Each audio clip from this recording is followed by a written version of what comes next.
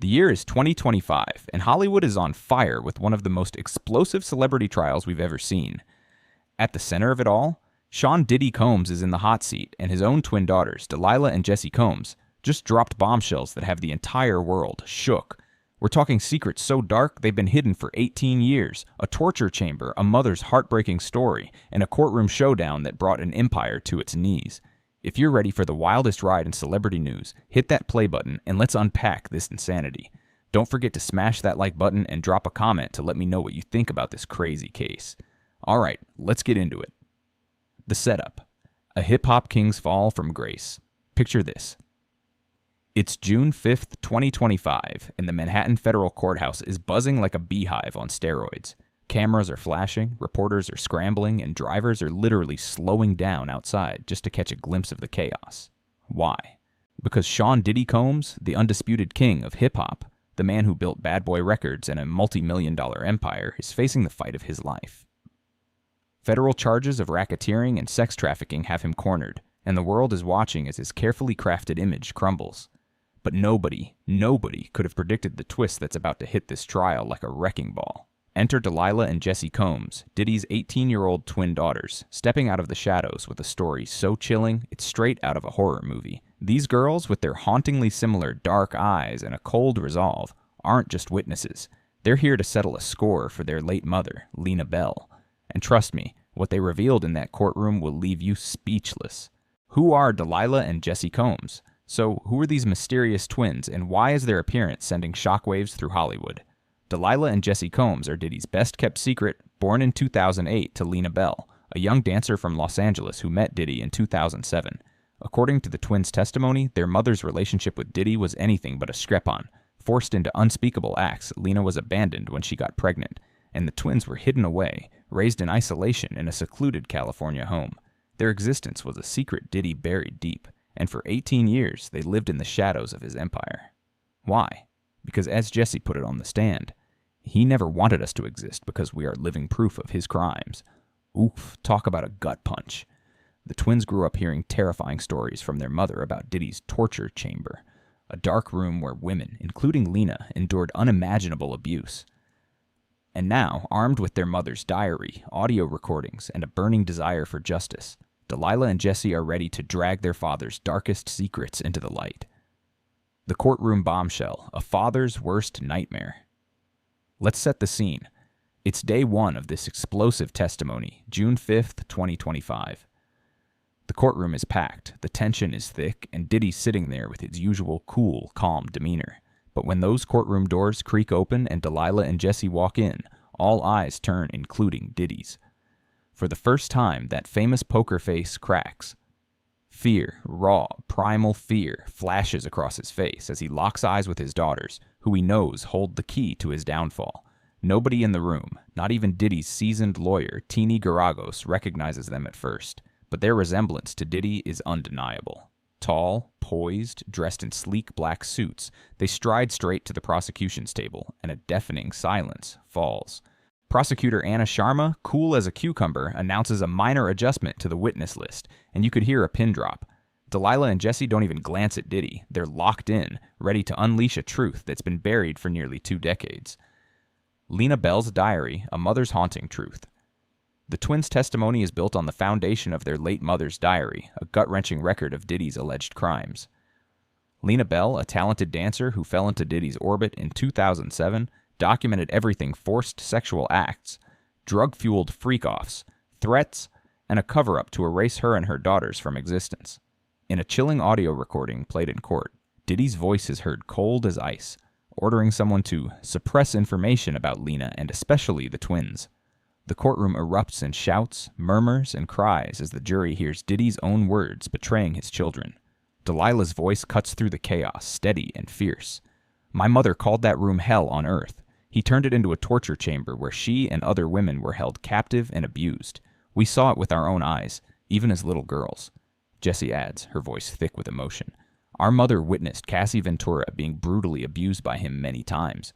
She was not a willing participant, as his lawyer claims. She was a victim, trapped in his web of control, just like our mother." The twins' words hit like a sledgehammer, and Diddy? He's visibly crumbling, burying his head in his hands as the truth spills out. The dark room, a childhood nightmare. Let's rewind to a haunting memory from D'Lila and Jessie's childhood, because this part of their story is straight up chilling. When they were about 6 years old, playing hide-and-seek in their secluded California home, the twins stumbled upon a heavy wooden door they'd never noticed before. Curious, they pushed it open and found a windowless room, lit only by a faint crack in the ceiling. Inside, a worn leather armchair, ropes dangling from the ceiling, and shiny metal tools that looked like something out of a nightmare.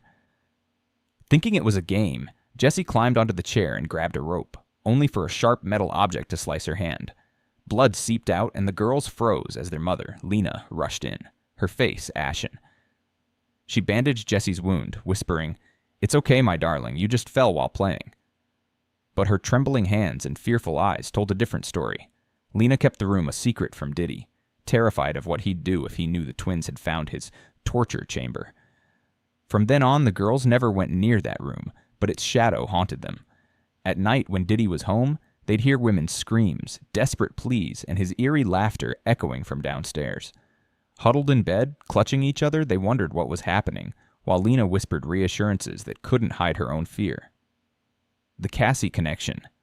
A victim's story. The twins' testimony didn't just expose their own story. It shed new light on Cassie Ventura, Diddy's former girlfriend and a key figure in the trial. Cassie, who recently gave birth to her third child, testified earlier about a brutal 2016 assault at the Intercontinental Hotel, where Diddy was caught on surveillance video hitting, kicking, and dragging her. Hotel security guard Eddie Garcia testified that Diddy paid $100,000 in cash to get that footage, desperate to keep it from ruining his career. D'Lila and Jessie backed up Cassie's story with their mother's accounts, confirming that Cassie was a victim of Diddy's control, not a willing participant, as the defense claimed. He manipulated her with her career, with money, and with threats, D'Lila said, her voice burning with outrage. She was trapped, just like our mother and so many others. This testimony was a game changer, tying together years of allegations and painting a picture of a man who used his power to dominate and destroy. The twins weren't the only ones bringing the heat. David James, Diddy's former personal assistant, took the stand with a weary look, spilling tea about Diddy's rampant drug use and wild parties where phones were confiscated, and no one could leave.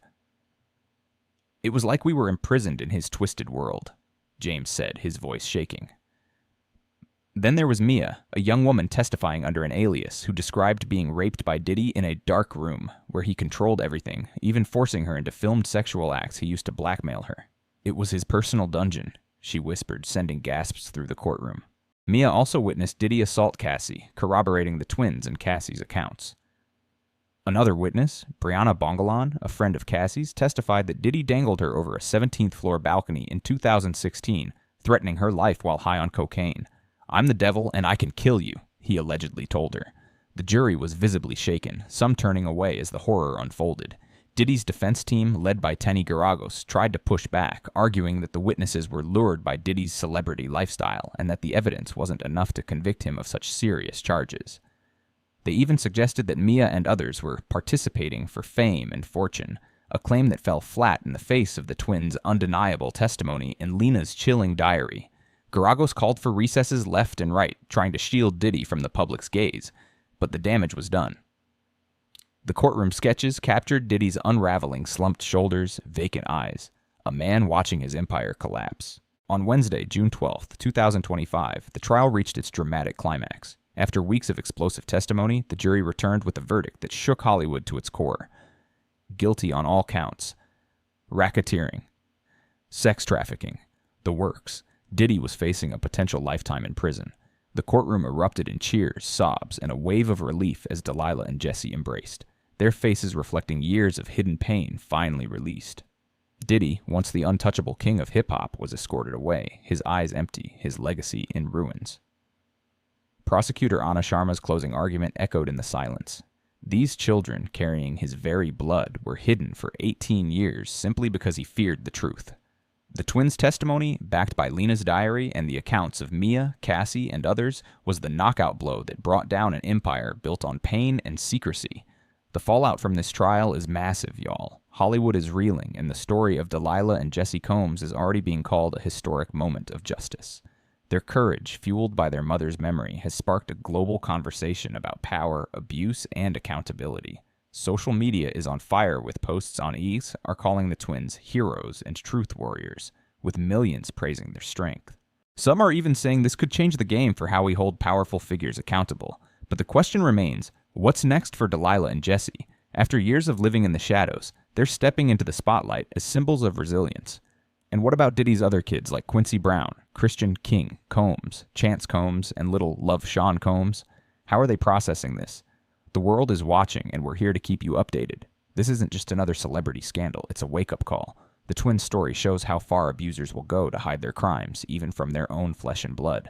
Lena Bell's diary, those haunting audio recordings, and the twins' unshakable resolve have exposed a side of Diddy the world never saw coming. It's a reminder that no one is above the law, no matter how big their empire. And for all the victims, Lena, Cassie, Mia, and countless others, this verdict is a step toward healing.